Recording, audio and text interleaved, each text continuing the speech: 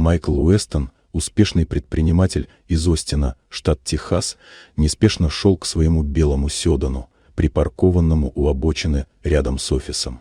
День клонился к закату, на стеклянных фасадах зданий играли отблески оранжевого солнца. Это был один из тех вечеров, когда город замирал в полусонной тишине, и ничто не предвещало перемен. Жизнь Майкла была выстроена до мелочей: бизнес, сделки, краткие встречи с сыном после развода и одиночные вечера в большом доме. День за днем он шел к новым вершинам, но с каждым шагом чувствовал внутри что-то пусто.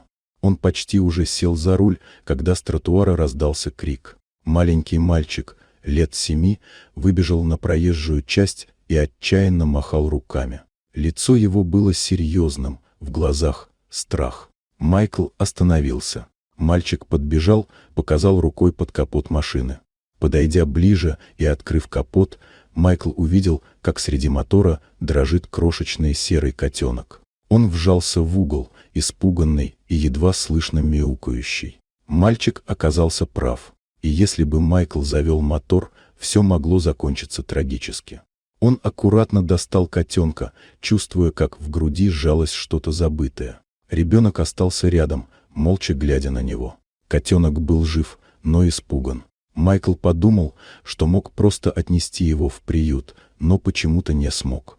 Он посмотрел на мальчика, серьезного, ответственного, будто не по годам взрослого. И в этот момент понял, возможно, важнейшие решения в жизни приходят не в конференц-залах, а на тихих улицах, где один детский голос может изменить все. С тех пор котенок жил у Майкла. Мальчик приходил каждый день кормить, играть, просто быть рядом. Имени у котенка не было, но имя мальчика он запомнил сразу — Лиам. Теперь Майкл улыбался чаще. Его дом перестал быть просто зданием. Он стал местом, где слышен смех, где кто-то ждет, где живет жизнь. А все началось с одного голоса, что однажды крикнул: «Не садитесь в машину».